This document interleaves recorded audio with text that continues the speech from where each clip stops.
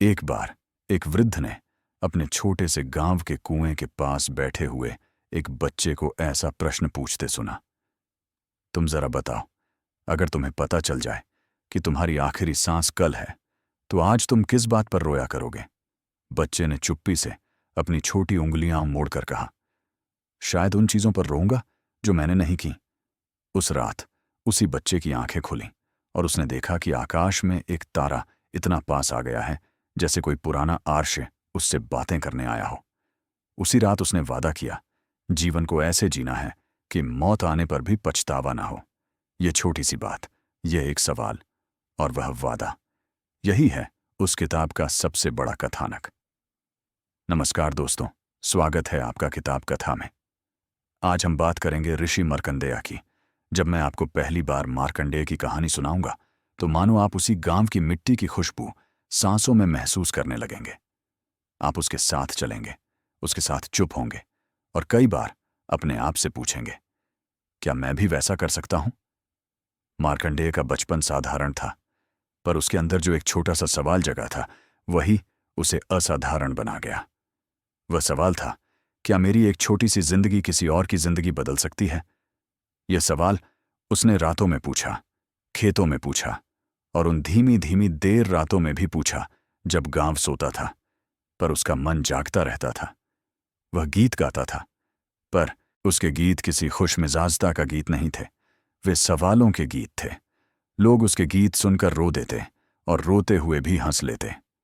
आप समझते हैं ना, कभी कभी कोई आवाज ऐसी होती है जो सीधा आपके भीतर उतर जाती है, जैसे कोई पुराना दरवाजा खुल रहा हो।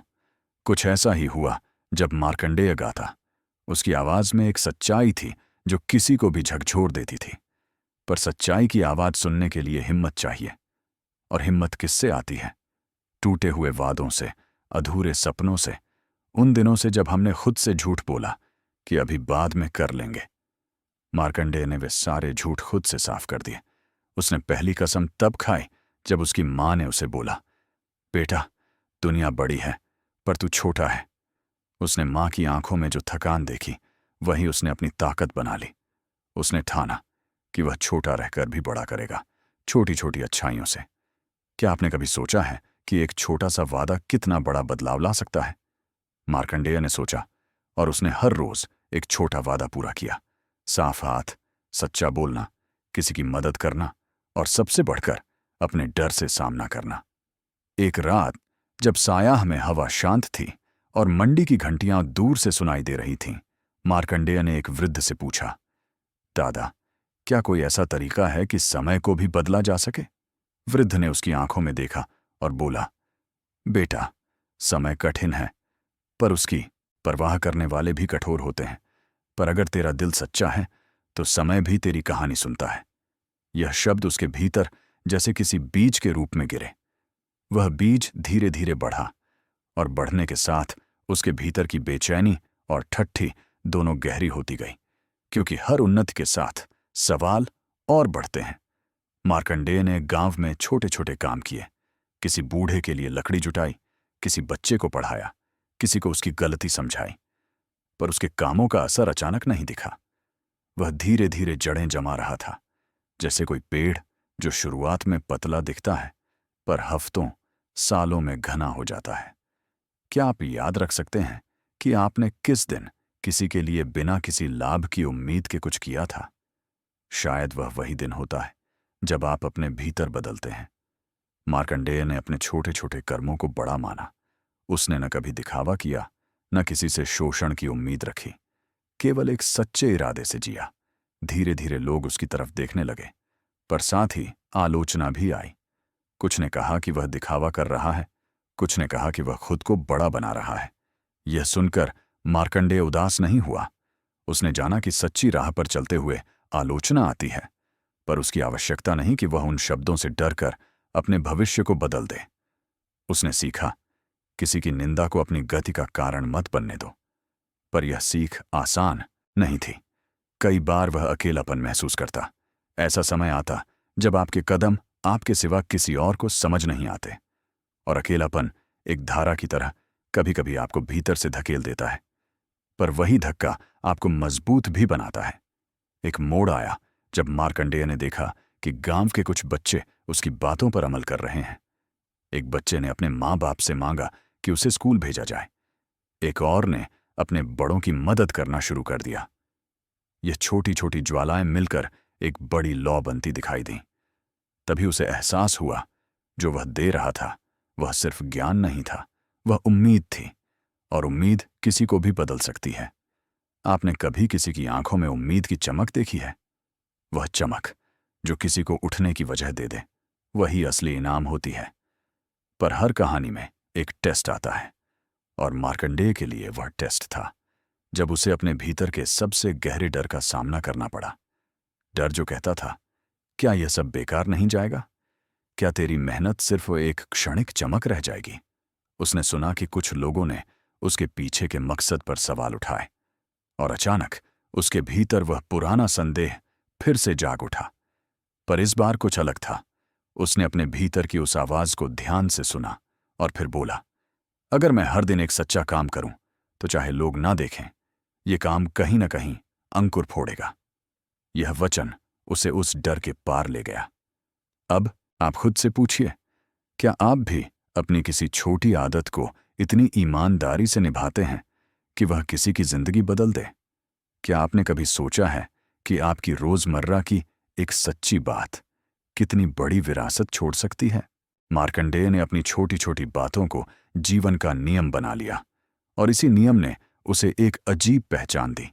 लोगों की नजरों में वह सिर्फ एक गायक या एक शिक्षक नहीं रहा, वह एक संकेत बन गया था कि बदलाव संभव है, पर हर पहचान की कीमत होती है। मार्कंडेय की अगली परीक्षा तब आई जब उसे एक निर्णय करना पड़ा। क्या वह अपनी सीख को सबके लिए खोल दे या अपने लिए सुरक्षित रखे? यह फैसला उसकी असली पहचान तय करेगा, और यही वह मोड़ है जहां हमारी कहानी आगे बढ़ेगी, जहां एक छोटा सा निर्णय उसकी पूरी राह बदल देगा, और शायद आपकी सोच भी। जब कोई व्यक्ति अपने भीतर एक ऐसी आग जला लेता है जो दूसरों को भी रोशनी देने लगे, तो उसकी यात्रा अकेली नहीं रहती। मार्कंडेय भी उसी मोड़ पर पहुंचा था, लेकिन किसी भी रोशनी के साथ एक छाया भी चलती है, और उसके जीवन में यह छाया 3 ऐसे पाठों के रूप में आई जिन्होंने उसे पूरी तरह बदल दिया। अगर आप इस कहानी के इस हिस्से को अपने दिल से सुनेंगे तो शायद आपको लगेगा कि ये तीनों पाठ किसी ऋषि की नहीं, बल्कि आपकी अपनी जिंदगी की आवाज है, क्योंकि हर इंसान प्रेम, त्याग और शिखर के बीच कहीं खड़ा होता है। पहला पाठ था प्रेम, पर यह वैसा प्रेम नहीं था जो कविताओं में गाया जाता है या कहानियों में आपस में बांटा जाता है। यह प्रेम था माता पिता के चेहरे पर दिखने वाली थकान का, किसी दोस्त के टूटे विश्वास का, किसी अनजान के आंसुओं को पोंछ देने की इच्छा का। मार्कंडेय ने प्रेम को पहली बार तब समझा जब उसने देखा कि उसके पिता उसके छोटे छोटे कामों से मुस्कुराने लगे हैं। यह मुस्कान कोई बोली हुई भाषा नहीं थी, यह उस धन्यवाद का रूप था जो शब्दों में बंध कर नहीं आ सकता। उसने जाना कि प्रेम एक तरह का कर्ज नहीं, बल्कि एक दान है, देने में भी बढ़ने वाला। प्रेम ने उसे सिखाया कि अगर आप किसी को दिल से स्वीकार कर लो तो उसके भीतर की चुभन भी धीरे धीरे शांत हो जाती है। लेकिन प्रेम जितना सरल दिखता है उतना होता नहीं, क्योंकि प्रेम के साथ आता है त्याग, और यही उसका दूसरा पाठ था। त्याग वह नहीं कि आप सब छोड़ दें, त्याग वह सच है जब आप अपने किसी प्रिय सपने को भी दूसरों की भलाई के कारण पीछे रख देते हैं। एक दिन गांव में भयंकर बीमारी फैल गई। लोग डरे हुए थे, और डर हमेशा इंसानों को एक दूसरे से दूर करता है। लेकिन मार्कंडेय ने उस समय अपने भीतर को सुना। यह समय भागने का नहीं था, बल्कि साथ खड़े होने का था। उसने अपने दिन रात लोगों की मदद में लगा दी। वह यह भी जानता था कि अगर वह बीमार पड़ा तो उसका अपना भविष्य खतरे में पड़ सकता है। पर त्याग का अर्थ यही है, किसी को बचाने के लिए अपनी सुरक्षा पीछे रखना। क्या आपने कभी महसूस किया है कि किसी की भलाई के लिए आपने छोटी सी अपनी खुशी छोड़ दी? शायद वह पल छोटा था, पर वही पल आपके भीतर किसी अनदेखे आरसे को जगाता है। मार्कंडेय ने ऐसा ही किया, और गांव के लोगों ने देखा कि एक बच्चा भी वह कर सकता है जो कई बड़े लोग हिम्मत नहीं कर पाते। पर त्याग की राह आसान नहीं होती। वह थक चुका था, मेरी तरह, आपकी तरह, हम सब की तरह। कभी कभी उसे लगता था कि उसके त्याग का मूल्य कोई नहीं समझता। कभी कभी लगता कि लोग उसका इस्तेमाल कर रहे हैं। यह सोच किसी भी दिल को कठोर कर सकती थी, पर मार्कंडेय ने अपने भीतर की एक छोटी सी आवाज को सुना। दिया जलता है क्योंकि वह देना चाहता है, बुझता इसलिए नहीं कि उसे बदले की उम्मीद नहीं मिलती। इस आवाज ने उसे संभाला। वह टूटने से बच गया। और फिर आया तीसरा पाठ, शिखर का अर्थ। शिखर का मतलब ऊंचाई नहीं, बल्कि वह बिंदु जहां आप खुद को पहचान लेते हैं।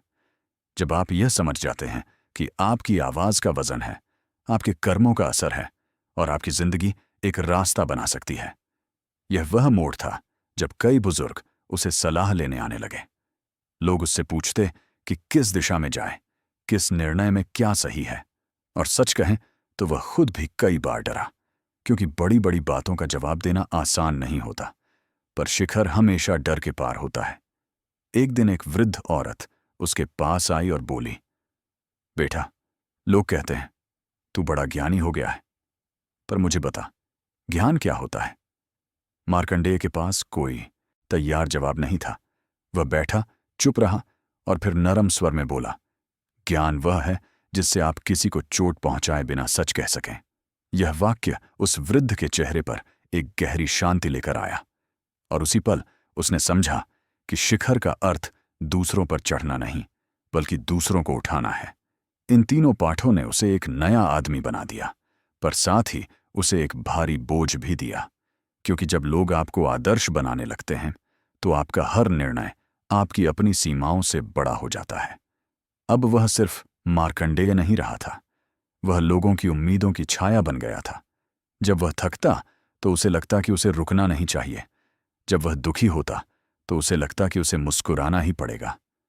आप सोचिए, क्या आपने कभी ऐसी जिम्मेदारी महसूस की है जहां आपकी कमजोरी भी किसी के लिए ताकत बन जाती है? यही स्थिति थी उसकी, और ठीक इसी मोड़ पर एक ऐसी घटना घटी जिसने उसके भीतर सब कुछ हिला दिया। यह घटना उसे यह समझाने वाली थी कि प्रेम, त्याग और शिखर के बाद भी एक ऐसी चुनौती बचती है जिसका सामना हर इंसान को अकेले करना पड़ता है। वह चुनौती क्या थी, यह हम अगले अध्याय में चलकर देखेंगे। मार्कंडेय की यात्रा अब उस मोड़ पर पहुंच रही थी जहां हर साधारण मनुष्य अपने भीतर के सबसे कठिन प्रश्नों से टकराता है। मैं जो दे रहा हूं, क्या वह सच में किसी को बदल रहा है? क्या मैं खुद भीतर से उतना ही सच्चा हूं जितना लोग मुझे समझते हैं? इन सवालों का वजन भारी होता है, और यही वजन एक दिन उसकी जिंदगी को ऐसी दिशा में ले गया जहां ज्ञान केवल सीखा नहीं जाता, जिया जाता है। मार्कंडेय ने देखा कि गांव धीरे धीरे बदल रहा है। जिन बच्चों ने कभी शरारत के सिवा कुछ नहीं किया, अब वे एक दूसरे को पढ़ा रहे थे। बूढ़े पहले से ज्यादा शांत थे, और घरों में झगड़े कम हो रहे थे। एक साधारण आदमी के छोटे छोटे कर्मों से पैदा हुई यह लहर सभी को छू रही थी। लोग कहते, तू तो आर्षी बन गया है बेटा। और हर बार वह यह सुनकर थोड़ा पीछे हट जाता, क्योंकि उसके भीतर एक अनकहा डर था। क्या मैं सच में वैसा हूं जैसा ये लोग मुझे समझते हैं?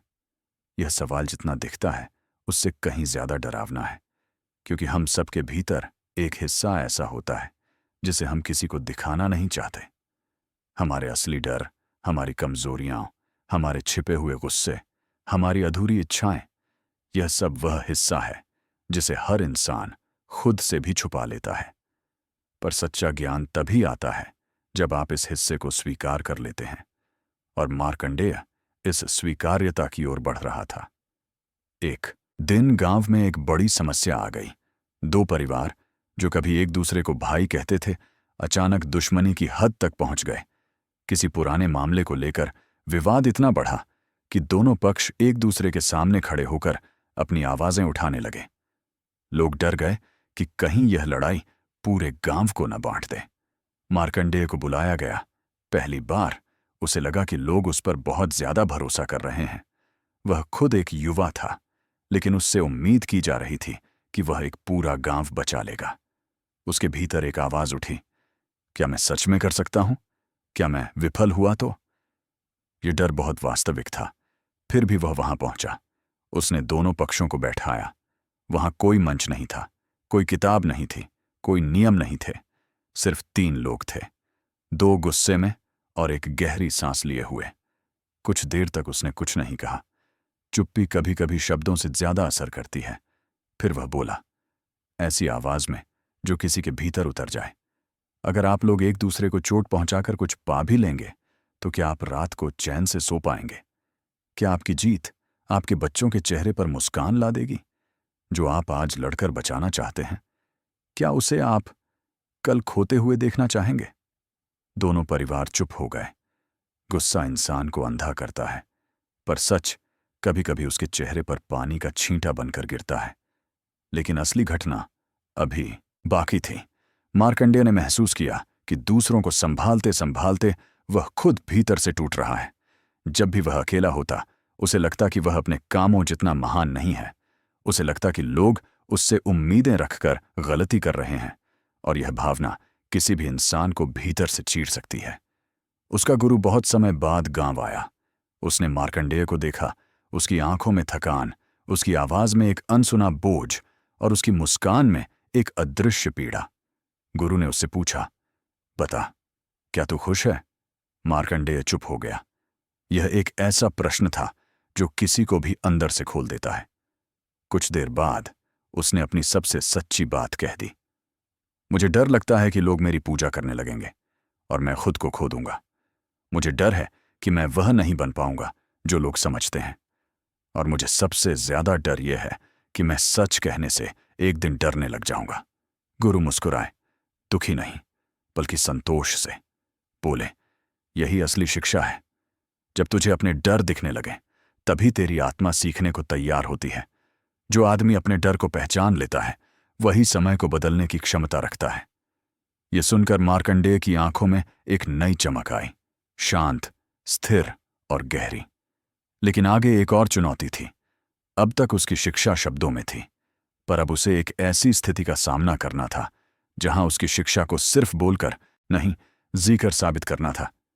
यह वह क्षण था जब उसे यह समझना था कि ज्ञान केवल दूसरों को देना नहीं, बल्कि खुद पर लागू करना भी उतना ही जरूरी है। और यहीं से शुरू होता है वह मोड़, एक ऐसा मोड़ जहां मार्कंडेय को पहली बार अपने ही जीवन के सबसे बड़े संकट का सामना करना पड़ेगा। एक ऐसा संकट जो न केवल उसकी समझ बल्कि उसके अस्तित्व की परीक्षा लेगा। अगला अध्याय यही दिखाएगा कि क्या वह उस परीक्षा में टिक पाएगा या समय उसे किसी और दिशा में ले जाएगा। मार्कंडेय की कहानी अब उस बिंदु पर आ पहुंची थी जहां मनुष्य का सबसे बड़ा सच सामने आता है। वह क्षण जब जीवन अपनी अंतिम परतें खोलकर आपसे एक ही प्रश्न पूछता है, क्या तुमने सच में जिया? जीवन में बहुत सारी लड़ाइयां होती हैं, पर जो लड़ाई मनुष्य अपनी मृत्यु से लड़ता है, वह किसी और युद्ध जैसी नहीं होती। और इसी मोड़ पर मार्कंडेय का जीवन एक ऐसे अध्याय में प्रवेश करता है जहां हर सीख, हर त्याग, हर प्रेम उसकी असली परीक्षा बनकर खड़ा है। गांव के लोग एक दिन उसके घर के बाहर इकट्ठा हुए। उनकी आंखों में चिंता थी, उनके चेहरे पर एक आवाज, मार्कंडेय बीमार है। यह बात हवा की तरह फैलती गई। लोग जानते थे कि ऐसे लोग रोज रोज नहीं जन्म लेते, और जब उनका जीवन कुछ कहने लगता है तो दुनिया थम कर सुनती है। पर मार्कंडेय अंदर लेटा हुआ था, शांत, बिल्कुल शांत। मृत्यु की आहट किसी शोर से नहीं बल्कि एक धीमे स्पर्श से आती है, और वह स्पर्श उसे महसूस होने लगा था। उसने अपनी आंखें खोलीं और पहली बार उसे कोई डर नहीं था। डर उसके भीतर से चुपचाप चला गया था, शायद इसलिए कि उसने पूरे जीवन सच का सामना किया था। पर दुख यह था कि अभी भी बहुत लोग थे जो उससे सीखना चाहते थे। बहुत बच्चे थे जो उसकी ओर देखकर अपने सपनों को दिशा देते थे। उसके गुरु उसके पास आए, जमीन पर बैठकर उसके हाथ को थाम लिया। वे बोले, बेटा, तूने बहुत दिया है, पर अब एक अंतिम सीख बाकी है। यह सीख किसी किताब की नहीं, किसी आर्शी की नहीं, यह सीख समय स्वयं देता है। मार्कंडेय ने हल्की मुस्कान के साथ पूछा, क्या मृत्यु भी सीख देती है? गुरु ने कहा, हां, मृत्यु वही प्रश्न पूछती है जो जीवन पूछता है। क्या तुमने सच का साथ दिया? क्या तुमने अपने भीतर की रोशनी को जलाए रखा? जो आदमी इनका उत्तर दे दे, मृत्यु उसकी कहानी नहीं बदलती, उसका अर्थ बदल देती है। मार्कंडेय ने गहरी सांस ली और अपने जीवन को अपने सामने चलते हुए देखा, जैसे कोई शांत नदी जिसमें हर स्मृति एक लहर बनकर उठ रही हो। उसने देखा कि कैसे उसने एक बच्चे की तरह सवाल पूछे थे, कैसे उसने प्रेम सीखा, त्याग सीखा और फिर अपने शिखर को भी समझा। उसने देखा कि गलतियां भी हुई थीं, कभी कभी गुस्सा भी आया था, कभी थकान ने उसे रुलाया था और कभी उम्मीद ने उसे उठाया था। ये सब मिलकर ही तो जीवन बनता है। और उस क्षण उसे समझ आया, जीवन परिपूर्ण होने का नाम नहीं, बल्कि सच्चा होने का नाम है। गांव के लोग उसके घर के बाहर खड़े थे। कोई रो रहा था, कोई चुप था, और अचानक उसने अपने भीतर एक शक्ति महसूस की, बहुत हल्की पर बहुत गहरी। वह उठ बैठा। सब चौंक गए। उसने धीमी आवाज में कहा, मैंने हमेशा सोचा कि मेरी कहानी मेरे कर्मों में है, लेकिन अब समझ आया, मेरी कहानी उन दिलों में है जो मेरी वजह से बदले। अगर मैंने एक भी इंसान को उसके भीतर की रोशनी दिखा दी तो मैंने जी लिया। उसकी आवाज किसी प्रवचन जैसी नहीं थी। यह आवाज उन शब्दों की थी जो टूटे हुए मनुष्य से निकलते हैं, पर टूटकर भी उजाले से भर देते हैं। और तभी कुछ अनोखा हुआ। मृत्यु की आहट जैसे थम गई। उसके चेहरे पर एक ऐसी चमक आ गई जिसे देखकर लोग स्तब्ध रह गए। उसके हाथों में कंपन था, पर उसकी आंखों में जीवन का सबसे गहरा सत्य चमक रहा था, मानो वह समय को अपनी हथेली में थामे बैठा हो। और उसी क्षण समय ने उससे बात की, न बोलकर बल्कि महसूस कराकर। समय ने कहा, तुम्हें मृत्यु से डर नहीं, क्योंकि तुमने हर दिन को सच्चाई से जिया है। ऐसे लोग मरते नहीं, वे बस कहानी बन जाते हैं। मार्कंडेय ने अपनी आखिरी सांस लेते हुए मुस्कुराया। वह मुस्कान किसी भयहीन मनुष्य की नहीं, बल्कि किसी ऐसे आत्मा की थी जिसने समझ लिया था कि मृत्यु अंत नहीं, एक जारी राह है। गांव में उस दिन कोई शब्द नहीं बोला गया, कोई रोया नहीं, केवल एक गहरा मौन था। वही मौन जो तब पैदा होता है जब कोई आपके भीतर तक उतरी हुई बात कहे और आप उसके सामने नतमस्तक हो जाए। लोगों ने महसूस किया कि मार्कंडेय चला नहीं, वह फैल गया है, उनके विचारों में, उनके निर्णयों में, उनके बच्चों की आवाजों में। और समय, जिसे लोग अजेय समझते थे, उस दिन थोड़ी देर के लिए थम गया, क्योंकि उसने खुद एक आर्ष को अपने नियमों से ऊपर उठते हुए देखा था। और उस दिन से मार्कंडेय न सिर्फ एक नाम रहा, वह एक स्मरण बन गया, एक याद कि मनुष्य अगर दिल से जिए तो समय भी सम्मान करने लगता है।